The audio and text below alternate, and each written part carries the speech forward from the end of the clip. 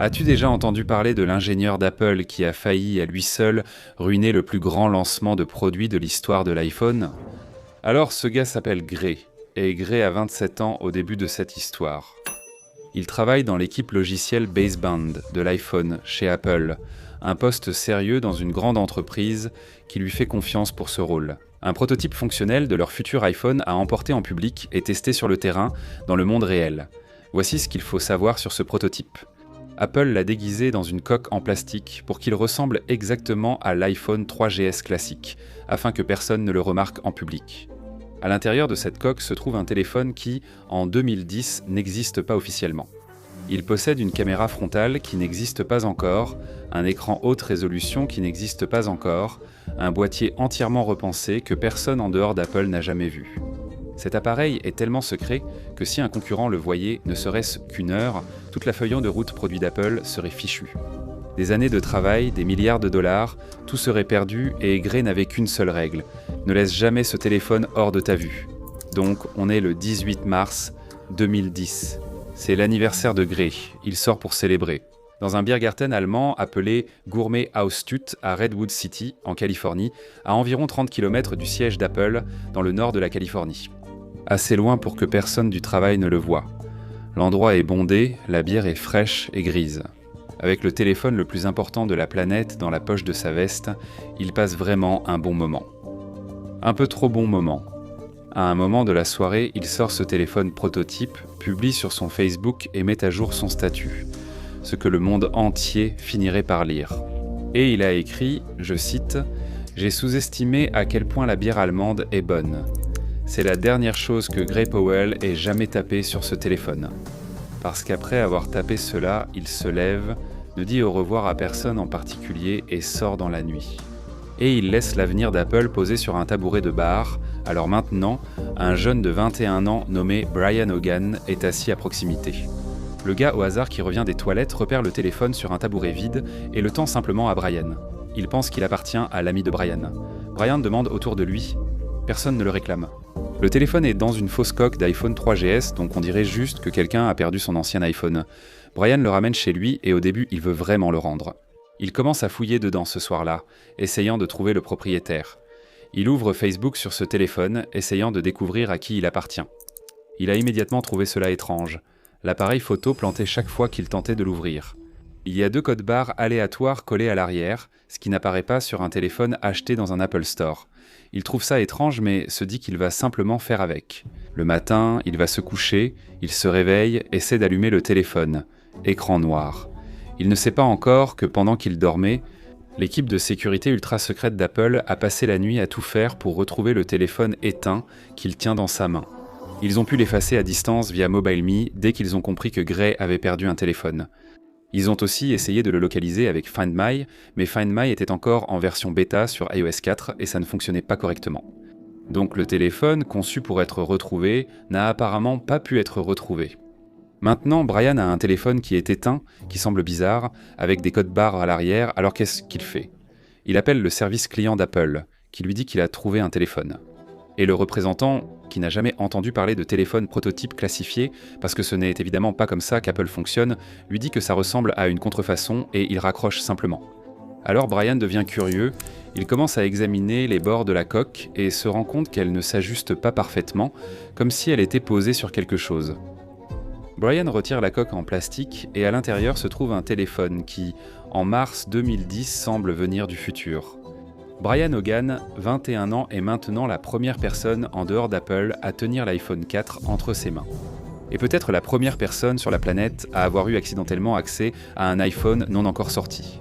Il appelle son ami Sage Wallower et, ensemble, tentent de comprendre ce qu'ils tiennent et rassemblent vite les pièces du puzzle.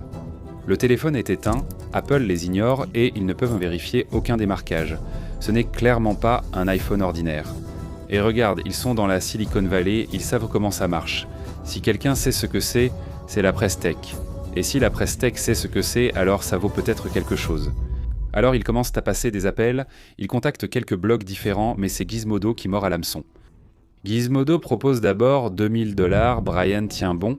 Gizmodo revient avec 5000 $ en liquide et Brian accepte. Et un mois plus tard, le jour de l'anniversaire de ma sœur, le 19 avril 2010, le rédacteur de Gizmodo, Jason Chen, démonte le téléphone devant la caméra et publie toute l'histoire. Photos, composants internes, design, tout. Le plus grand secret d'Apple envolé, et à ce jour, c'est sans aucun doute la plus grande fuite de l'histoire d'Apple. Steve Jobs l'a découvert. Réfléchissez, que signifie vraiment cela ? En 2010, Steve Jobs est sans doute la personne la plus influente de la tech. Apple vaut des centaines de milliards de dollars et dispose d'équipes juridiques, relations publiques, sécurité et direction, remplies de personnes dont le travail est de gérer précisément ce genre de situation. Et Steve Jobs, au lieu de déléguer cela à l'une de ces personnes, prend son téléphone portable personnel et appelle lui-même le directeur éditorial d'un blog technologique. Brian Lamb est assis là et son téléphone sonne. Il regarde, c'est Steve Jobs, il décroche, et Jobs n'a pas crié, il n'a pas menacé.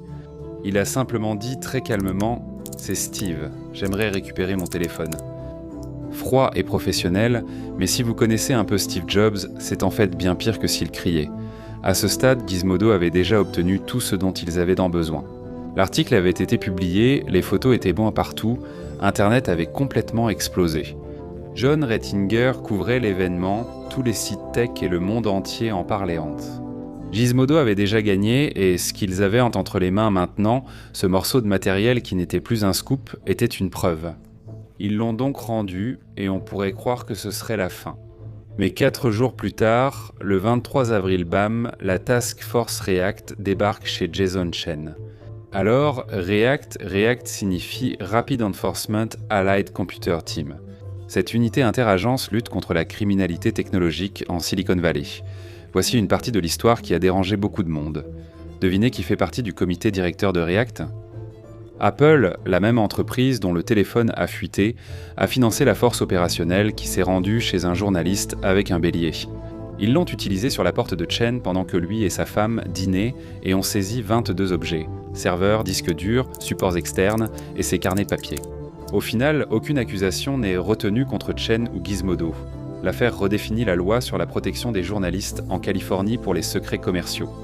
Brian Hogan et Sage Wallower plaident de tous les deux no contest pour délits mineurs et appropriation illégale de biens perdus. 1 an de probation, 40 heures de travaux d'intérêt général et, après les frais d'avocat, Brian a admis plus tard qu'il avait en fait perdu de l'argent sur ses $5 000. Et voici le plus ironique. Le lancement de l'iPhone 4 a été un désastre. John Rettinger se souvient l'avoir suivi en direct, espérant que Steve Jobs inviterait Gray sur scène, mais cela n'a pas eu lieu.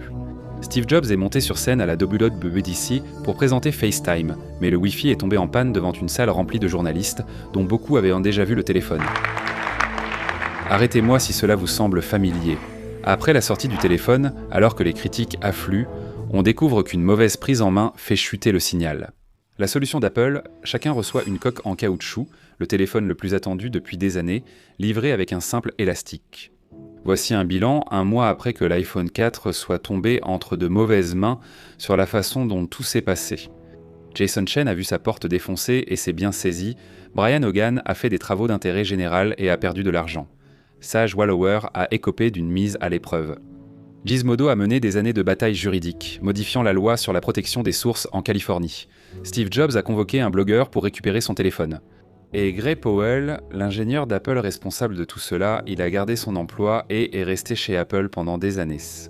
Et chaque personne qui a touché ce téléphone après Gray a payé un certain prix. Le seul qui s'en est sorti indemne, c'est celui qui l'a laissé sur le tabouret du bar au départ. Mais voilà le truc. Malgré tout cela, l'iPhone 4 est devenu l'un des téléphones les plus vendus jamais fabriqués par Apple. Et beaucoup de gens diraient encore que c'est le meilleur iPhone jamais conçu. C'était le dernier que Steve Jobs a personnellement présenté sur scène, le dernier où le design de Johnny Ives était une véritable surprise. La dernière fois, le monde ignorait tout de son arrivée avant qu'il n'apparaisse sur un tabouret de bar à Redwood City. Parce qu'après cela, des fichiers CAO ont commencé à fuiter des mois avant chaque lancement et la magie a disparu à jamais. Et si vous regardez l'iPhone aujourd'hui, les bords plats, le dos en verre, le design industriel, il ressemble bien plus à l'iPhone 4 qu'à tout autre appareil qu'Apple ait fabriqué. Dans la décennie qui a suivi, Gray Powell a posé l'avenir de son smartphone sur un tabouret de bar, et il s'est avéré que c'était un chef-d'œuvre. La dernière chose qu'il a tapé sur ce prototype était « J'ai sous-estimé à quel point la bière allemande est bonne ». Cette vidéo a été très amusante à réaliser et écrire. Je veux adresser un immense merci à mon inspiration, qui regarde depuis des années pour le style de vidéo, Ray William Johnson, merci. Si vous n'avez jamais entendu parler de lui, la plupart d'entre vous le connaissent pas probablement. Il est bien plus connu que moi, mais le lien vers sa chaîne sera en bas.